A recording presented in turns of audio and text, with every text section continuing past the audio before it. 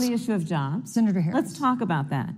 The vice president earlier referred to, as part of what he thinks is an accomplishment, the president's trade war with China. You lost that trade war. You lost it. What ended up happening is because of a so-called trade war with China, America lost 300,000 manufacturing jobs. Farmers have experienced bankruptcy because of it. We are in a manufacturing recession because of it. And when we look at where this administration has been, there are estimates that by the end of the term of this administration, they will have lost more jobs than almost any other presidential administration. And the American people know what I'm talking about. You know, I think about 20-year-olds. You know, we have a 20-year-old, a 20-something-year-old, who are coming out of high school and college right now, and you're wondering, is there going to be a job there for me? We're looking at people who are trying to figure out how they're going to pay rent by the end of the month. Almost half of American renters are worried about whether they're going to be able to pay rent by the end of the month. This is where the economy is in America right now, and it is because of the catastrophe and the failure of leadership of this administration. Thank you, Senator Harris. Vice President Pence, let me give you just 15 seconds to respond, because then I want to move on to Well, I'd love to respond. Look, lost the trade war with China. Joe Biden never fought it. Joe Biden has been a cheerleader for communist China through over the last several decades. And again, Senator Harris, you're entitled to your opinion. You're not entitled to your own facts. When Joe Biden was vice president, we lost 200,000 manufacturing jobs, and President Obama said they were never coming back. He said we needed a magic wand to bring them back. In our first 3 years after we cut taxes, rolled back regulation, unleashed American energy, this administration saw 500,000 manufacturing jobs created. And that's exactly the kind of growth we're going to continue to see as we bring our nation through this pandemic. But a Green New Deal, your massive new mandates, your Paris Climate Accord, it's going to kill jobs this time, just like it killed jobs. I just need to respond very briefly, 15 seconds, and Thank then you. we'll move Thank on. you.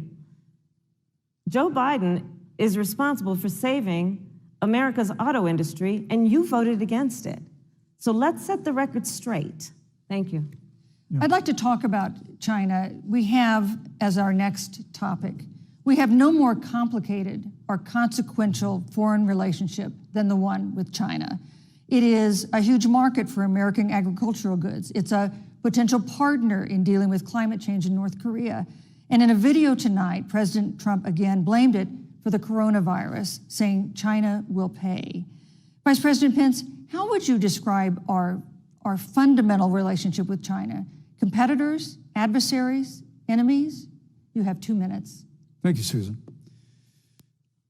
Well, before I leave that, let me speak to voting records if I can.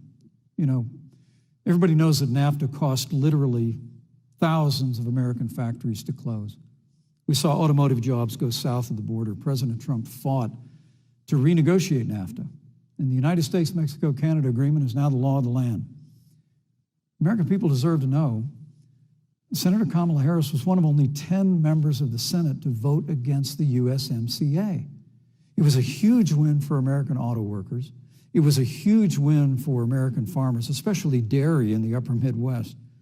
But Senator, you said it didn't go far enough on climate change, that you put your radical environmental agenda ahead of American auto workers and ahead of American jobs. The American people deserve to know that. Is probably why Newsweek magazine said that Kamala Harris was the most liberal member of the United States Senate in 2019, more liberal than Bernie Sanders, more liberal than any of the others in the United States Senate. So now with regard to China, look, Susan, first and foremost, China is to blame for the coronavirus. And President Trump is not happy about it. He's made that very clear, made it clear again today. China and the World Health Organization did not play straight with the American people. They did not let our personnel into China to get information on the coronavirus until the middle of February. Fortunately, President Trump, in dealing with China from the outset of this administration, standing up to China that had been taking advantage of America for decades in the wake of Joe Biden's cheerleading for China, President Trump made that decision before the end of January to suspend all travel from China.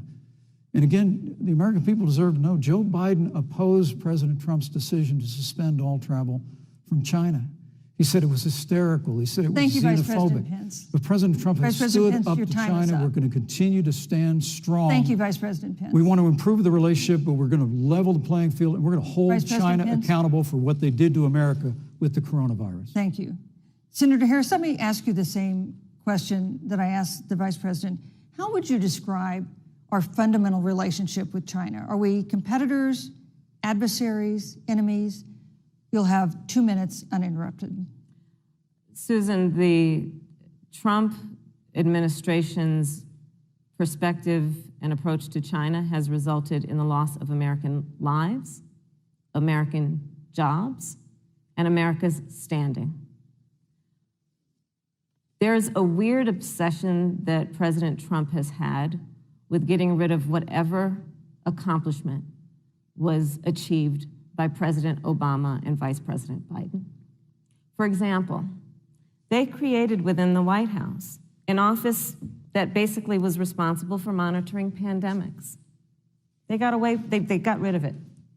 Not true. There was a team of disease experts that President Obama and Vice President Biden dispatched to China to monitor what is now predictable and what might happen. They pulled them out. We now are looking at 210,000 Americans who have lost their lives. Let's look at the job situation. We mentioned before the trade deal, the trade war, they wanted to call it, with China. It resulted in the loss of over 300 manufacturing jobs and a manufacturing recession, and the American consumer paying thousands of dollars more for goods because of that failed war that they called it.